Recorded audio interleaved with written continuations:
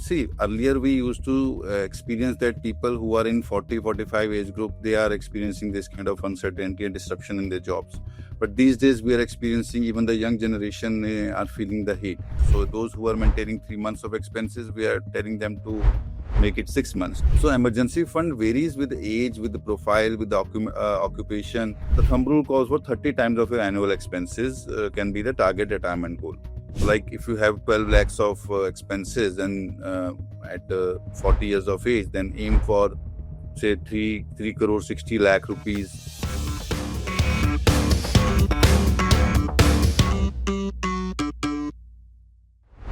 If you're a young professional in your late 20s to 30s, chances are you're watching the headlights right now and wondering, what if my job gets disrupted? Am I financially ready for this stability? More and more people are sharing their stories on Reddit and other social media platforms that show that even high performers are rethinking their careers, risk tolerance, and even financial plans. Layoffs, economic slowdowns, changing roles. They are not just remote possibilities anymore. So in this video, we are going to tackle exactly that. What should somebody in their 30s do today in an uncertain job market to protect themselves and even thrive financially? Hi, Manikaran, and welcome. Thanks, Shipra, for having me on the show. Thank you. So, Manikaran, let me start the video by asking you, are your clients talking about career uncertainty consciously, and what are they saying? Well, yes, uncertainty is always a part of any financial planning exercise. Though, even if the client is not asking about it and is actually not worried about it, we generally factor it into the financial planning. But recently, what is happening that this is a very clear picture coming in that the young generation is so much concerned about the uncertainty these days that they want to understand how much of the emergency fund should they have. They want to understand about the insurances. They want to get deep into their finances so that they can kind of cover up this kind of any kind of disruption happening in their income profile. So wanted to get deep into the financial plan, taking lots of interest into it. So this is a key behavioral change you're saying for young professionals and young professionals' attitude towards money. Correctly, it's see, earlier we used to experience that people who are in 40-45 age group, they are experiencing this kind of uncertainty and disruption in their jobs. But these days we are experiencing, even the young generation are feeling the heat, because in the recent times post COVID, some sectors have specifically seen a boom, and this time due to AI disruptions and technological advancements, especially the IT sector are facing this kind of heat due to geopolitical tensions, due to the technology disruptions happening around. So, and in the last few years, when you're not following any kind of financial discipline, you have made a big mistakes into your financial management. Like you have taken lots of big AMIs. You are working in some startups where there's less liquidity in the ESOPs which you have been given. The rising rentals and all these kind of stuff are actually bothering young generation these days, and they want to have a structure around them so that they can pass it through comfortably. Right, right. So before I move on to giving you the specific questions that some people have asked us, I want to ask, is advice on keeping aside money for emergencies different for those who are in their late 20s to mid 30s, considering that this cohort has more flexibility and they may have less responsibilities at this age? Correct. Like I said, that uncertainties are coming up and disruptions are being experienced by these kind of people who generally are considered to be more resilient and are more flexible in their approach. And this generation actually, finding job may not be difficult for them, but still this would be a first kind of disruption which they are facing in their recent job profile, which they have been working on since for the past 4 or 5 years. So emergency fund varies with age, with the profile, with the occupation. We generally advise people below 35 years to keep 3 years of expenses as their emergency fund, and that expenses should include their rent or their EMIs and their whatever, if their lifestyle expenses, if they want to. And going forward with the 35 and above people, we generally advise to keep say 6 months of emergency fund, and plus 45 plus age group should have 12 months of emergency fund. But keeping the profile in mind, like people in IT sector these days, we generally nowadays we are recommending to increase it to 3 more months. So those who are maintaining 3 months of expenses, we are telling them to make it 6 months. During COVID days, we are a bit concerned on the healthcare professionals. At that time, we were saying about increasing your emergency fund by 3 or 6 more months. Same way, we were concerned on the subprime crisis during the 2008-9. At that time, financial sector people were advised to have higher emergency funds. So yes, depending on the age group, depending on the occupation they are in, depending on the profile they are working in, emergency funds need to be tackled accordingly. Right. So even if somebody in their early 30s do not have responsibilities and they think that, their expenses are only limited to, say, rent and regular expenses, but if they are working in a sector which is vulnerable to the current disruption, it is advised that, they increase the emergency fund to 6 months, because if at all you are laid off, how prolonged can that period can be in the current scenario is a little uncertain. Yeah, emergency fund takes care of not only laying off situation, it also takes care of your health problem if you face any, if you don't have any, even if you have any insurances, some portion of that need to be funded from your own sources. It takes care of any house repairs or any kind of vehicle repairs. So all the kind of uncertain expenses covers up in the emergency fund, and you don't know in what form disruption is coming into your life. That's right. And according to you, which expenses should comprise the emergency fund? So first and foremost, the basic expenses are mandatory, your basic living expenses. Then insurance premiums should be a part of it. EMI should also be part of it, because EMIs will not stop even if your income is not coming. Insurance premium has to be paid timely, so that the life insurance cover, health insurance cover can continue even if you're not earning anything. So it's I mean, if some people may want to add the lifestyle expenses, like they don't want to tell their children that they are laid off and they don't have any income to pay off their birthday expenses or travel expenses. So some people want to cover up that also. So it's okay, in some form or other, we advise them to add up into the emergency liquidity. Otherwise, the liquidity is being managed in their investment profile also. So if any kind of situation arises, so we can also dip into the liquid portion of their investments. So, Shaping Satisharya is a 36-year-old marketing professional, and his financial fear is that because of the mid 30s squeeze that is happening, he may be forced to retire early. Like instead of 60, he may have to retire at 50, because the managerial roles will become redundant. Hi, I had two questions. The first one was regarding early retirement. I wanted to understand how do I calculate an adequate retirement corpus in order to retire early. The second one was regarding alternate income sources. How can I create an alternate income source so that I can plan to retire early, and it gives me a fixed amount of income every month?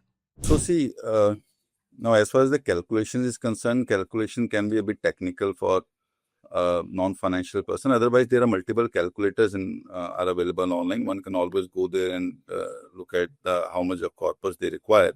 Otherwise, when we get into the numbers, so you have to inflate the expenses till the age you want to retire and do a reverse calculation by adjusting the rate of return on inflation for the years you expect to live. So it's better one can go to the internet and figure out with the calculation. But he may follow a thumb rule approach also at this point in time if he doesn't have any, if he doesn't want to go that calculator thing. So the thumb rule calls for 30 times of your annual expenses can be the target retirement goal. So like if you have 12 lakhs of expenses, then at 40 years of age, then aim for say 3 crore 60 lakh rupees as a corpus. And do keep track of the expenses, which actually defines your lifestyle and which you want to provide for during the retirement years. And the way expenses are increasing, then one has to adjust the retirement corpus also. So if 12 lakhs expenses goes up to 15 lakhs, then I mean, the retirement corpus also has to go up. Say 3.6 was the earlier one, so 4.50 crores. He needs to target and revise the savings accordingly. And of course, when one wants to retire early, then they definitely need sacrifice. Like you may want to save more if you can, and if you can save more, then automatically you spend less. And when you spend less, the target goal will also go down. So it will help you in achieving your goals faster if you can watch your spending pattern and do savings more. The target is One retiring question. early. One question here. The 30x thumb rule that you said, does it also counter inflation, or is it something that needs to be considered separately? So, like I said, if you want to do exact calculation, then definitely you need a calculator or you need somebody who can get you with all the numbers whom you can talk to and share all the expenses detail. I'm talking about thumb rule. Like if your lifestyle expenses, this is what you want to provide for. 12 lakh is your current expenses which you want to provide for during retirement years. Then 30x should be the target. And 30x can be parked in any safe instrument, in some asset allocated as per the conservative profile, and adjusted to inflation, you can take care of next 30-40 years. So if these expenses, one has to be very watchful of the expenses, because this is what we want to provide for during the retirement year. So if tomorrow, if 12 lakhs has gone up to 15 lakhs, the one has to adjust the savings and corpus accordingly. So by the time you actually reach that stage of retirement, the retirement corpus should be at least 30x of your current expenses which you want to provide for. Right. And when we say current expenses, what you're basically saying is our current living expenses. But say you have young kids and you know that after 20 years or something they will be going to college, then that is over and above the 30x number that you've considered. Correct. We're talking only about retirement. No other expenses included. Okay. Understood. Now, can you answer Shamik's second question, which is creating alternative income streams? Yeah. So, see, income always comes from assets. You have to build an asset first. Right now, Shamik is earning, say, X amount. So he is his biggest asset at this point in time. He has worked a lot on himself. He studied hard. He's working hard. He's keep on upgrading regularly, and that's why he's generating regular income and also getting a decent growth in his job profile. This is the active income which is generating. One has to understand that if he himself is involved in generating income, that is an active income. So if he has time, if he can involve himself in the multiple areas, then he can surely generate multiple sources of income, but the asset will remain Shamik only. Now, if we want to generate some passive sources of income, where Shamik's involvement is not required, then definitely there are financial assets and real assets. One has to uh, generate and create those assets from the savings one is making today. So financial assets could be your bonds, could be fixed deposits, could be debt mutual funds, it could be equity mutual funds, equity stocks. So all the financial assets give income in the form of interest or dividend income. I'm talking about income, not about the gains. Otherwise, these are the capital gain instruments. And if one gets into real estate, then definitely residential and commercial are part of it, and one can easily get some regular income in the form of rental. But one has to understand that which asset class one should go into, looking at the interest rate yields which that asset class is providing and how the taxation is going to be in that specific product. So that's where one has to make some asset allocation and understanding where one should build asset to generate what kind of income. Definitely, if one wants to have, like we're talking about retirement, so comfortable retirement may require a decent creation of a decent structure, which can be done through SWP kind of mechanism in mutual funds, where the capital gain and the growth capital gain and the income can be clubbed and on a regular basis can be withdrawn from that mutual fund structure to support all the expenses. There has to be a mixed match of interest income, capital gain income, everything can be clubbed, and then the income structure can be designed around that. Right. Now, second question is from Shrija. She's a 28-year-old marketing professional. She's been working for 6 years, and she already worries that she may not have enough money in her retirement, and because of present day spending. So, and it's a constant worry. So, how should she overcome this? I think this question is more of a the kind of psychological and mental stress she's in versus Correct, like correct, the financial action she can take right now. correct. So, Shrija, right? Shrija, yeah. So I completely understand the worry. The kind of inflation we are experiencing in today's time, it's natural to feel concerned when expenses keep rising. But I mean, Shrija is worried in this age. This is something worrisome because this is the age where one should be worried about the growth, not the expenses. That income has to grow, income has to go up, keeping the upskilling what that one is doing, and the kind of life targets one is having. So anyhow, but the good news is that even if the expenses are going high, there are ways to manage it. See, you can always have a close view on your spending to see and where you can make small adjustment. Look at the discretionary and non-discretionary expenses where you can make the small adjustments. You can look at the savings which you are doing, on which direction you are doing. Are you, because this kind of worry may let you save on the safe instruments, which will not help you beat inflation over a longer period of time. So you have to understand that what asset allocation, how much of the equity exposure is required for your savings, whatever it is, be it whatever however small it is.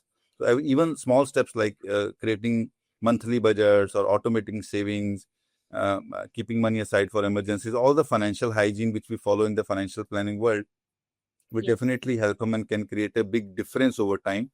But first and foremost, like worrying cannot give you any kind of solution. You have to come forward, you have to talk to professionals, you have to understand your spending and saving pattern, you have to list down your worries which you are having. Is it actually a worry, or it is coming from some, because it is a psychological question, the worry may be coming from some other reasons which is not financial. So that's why she needs some kind of professional help. All right. So that brings us to the end of the video. Thank you, Manikaran, for sharing such valuable insights. And to our viewers, remember, even in uncertain times, the right financial choices today can give you security and confidence for the future.